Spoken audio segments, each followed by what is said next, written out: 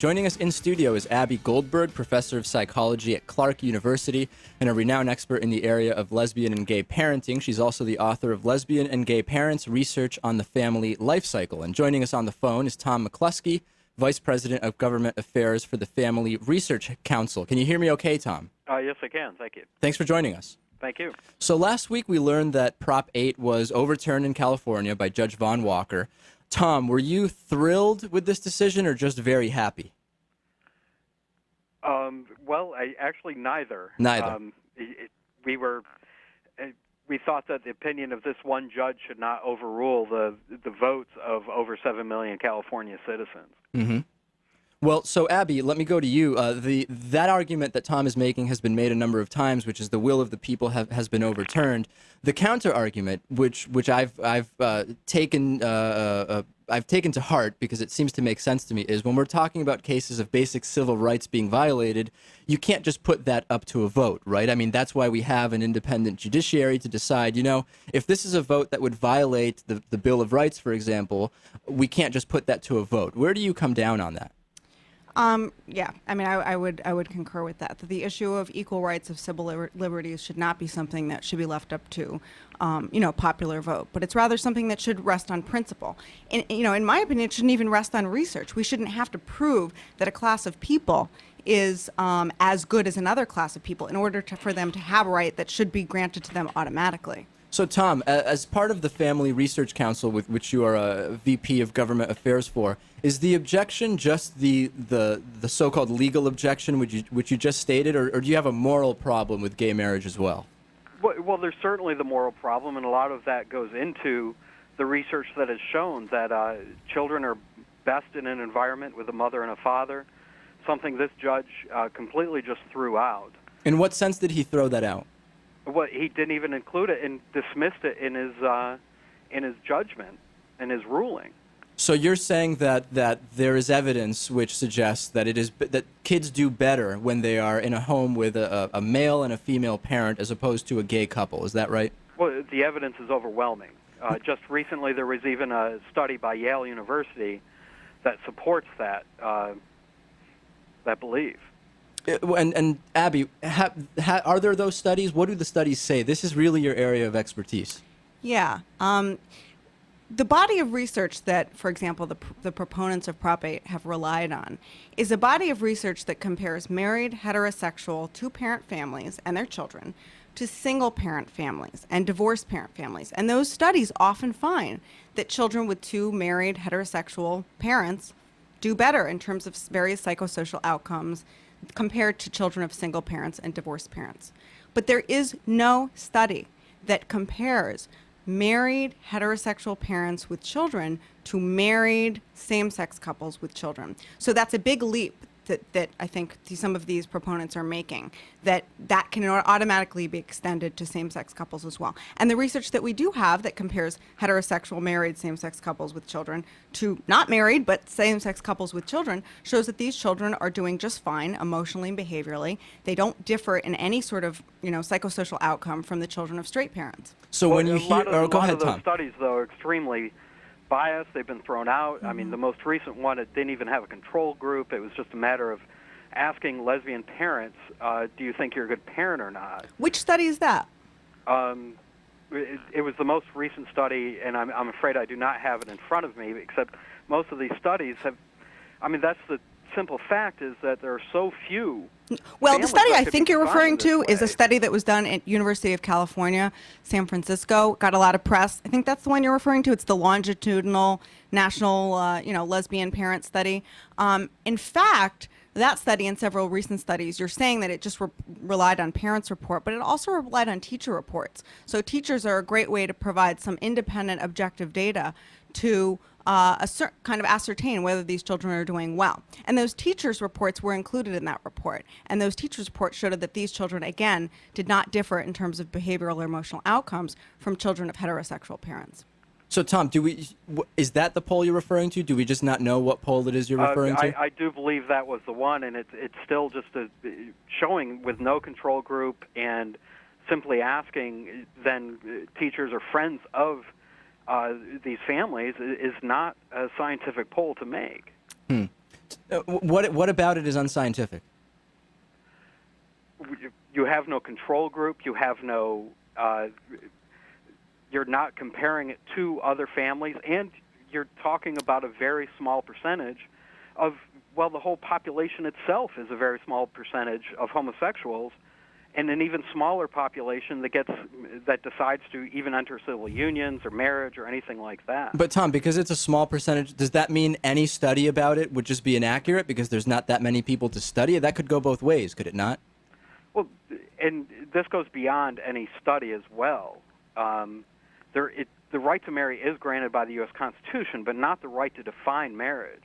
And in essence, that is what is being asked here, and that is what Judge Walker tried to do. Okay, let me, in the interest of not getting bogged down here, to me, I happen to believe that homosexuality is not a choice. Where does Family Research Council come down on that, Tom? Well, the evidence is inconclusive on either side. So right now it's just down to personal opinion. And what's yours? My personal opinion is that it's inconclusive. Oh. I'm not going to answer a question yes or no when all the facts are not known. And should that make a difference in terms of a ruling like this? I wouldn't see why it would. Abbie? You mean should the matter of whether it's a choice or not a choice have any? Does that have any legal bearing? Should it play into any of these discussions? Should. No, I think it's completely irrelevant. Again, I really feel that these kinds of decisions should be made on, whether it's a choice or not. And there's a lot of research showing that it's not a choice, but whether it's a choice or not is irrelevant. Again, to granting certain rights that human beings should have automatically. That's what this case was all about. Hey, Tom. Go ahead, Tom. There's already restrictions on what the definition of marriage is. Trying to redefine it is not a right. Do you think that this type of legislation would open the door to three-way marriages or marriages between people and animals? Those are two talking points I hear. Well, you aren't going to hear the people and animals argument from us, except there is historical evidence on other types of marriages, like polygamy. But additionally, there are restrictions that are put on marriage, and there's a reason for that. Now, here, trying to redefine marriage is it's not quite in the Constitution. So if there were to be an amendment that wanted to redefine marriage as specifically between a man and a woman, you would also be against that, right? I mean, in the interest of just being unbiased and having the same policy about redefining things. Well, that's not redefining marriage when you're defining it between one man and one woman. Well, but if it were already defined that way, Abbie, would there be a need to do that again? I guess is when I think about the Defense of Marriage amendments, where it needs to be said, we will say it is between a man and a woman. If it's already defined that way, there wouldn't be a need to do it again, would there? No, I don't think so. So I don't understand that, Tom. Explain it to me. I would think you'd need to explain to me how it's not defined already as between one man and one woman, beyond some usual liberal judges' rulings in a handful of states. But this particular judge is a libertarian appointed by a Republican, right? So which liberal judge are you talking about? Judge Walker had a personal stake in this ruling, which, the San Francisco Chronicle has even reported about, and we're the first ones to report about. So I don't think his judgment actually should be well taken on this case. Abbie, what do you think about that? And we're speaking with Abbie Goldberg, professor of psychology at Clark University, and Tom McClusky from the Family Research Council. The argument that this particular judge was in some way biased or not capable of making a fair decision. What's your thought on that? My opinion is that who would be impartial? If one sexual orientation is sort of on trial here, would a heterosexual judge have been impartial? I mean, it seems like a silly argument to say that because he might or might not be gay, that has some relevance in the case. Again, if he was straight and he had, argued for for proponents of Prop 8, would people have been saying, well, but he's straight, he's clearly not impartial? I don't know about that. So just because he's gay, people are sort of jumping on that. He has a lot of people. It's not just simply a sexual orientation, but when you look at his actual supposed findings, most of them are his personal opinion, and certainly not something that's found either in the Constitution or in the law. But hold on a second, Abbie, was not the testimony that the judge was deciding the case on not presented well from those who are against the legalization of gay marriage? It was not strong evidence, and that is the evidence that the judge needs to decide on, is it not? Yes, read the 136-page, decision from the trial, and it really outlines in kind of exquisite detail these various expert witnesses, their opinions, the data that they presented, their various qualifications. Unfortunately, for proponents of Prop 8, the data really doesn't support supporting it. I mean, it's really hard, I think, for anyone to argue reading this document how he could have possibly found for the defendants. What do you think, Tom? I mean, did your side here in this case just blow the case? I think the case was more or less stacked against them at the beginning. I mean, there are precedents he did not cite in his case. The overwhelming body of evidence that was presented to the judge, he completely dismissed. I mean, the ruling itself could have been written by the attorneys who are arguing to overturn Proposition 8. I want to, in the last minute or so we have left, I want to just open up and throw out, not a monkey wrench here, but just another thought about this entire issue. Lyle Menendez of the Menendez brothers right now is serving a life sentence for killing both of his parents. Now, since he was incarcerated, he's gotten married, divorced, and remarried. So my question is, how is it that a convicted murderer can get married? And that doesn't devalue marriage. And I use the term devalue because that's something I've heard from Tom's side. But a same-sex couple getting married somehow does devalue marriage. How would you react to that, Tom? Well, should I judge the whole homosexual community on the actions of one person? Is the whole homosexual community Elton John or Perez Hilton? Of course not.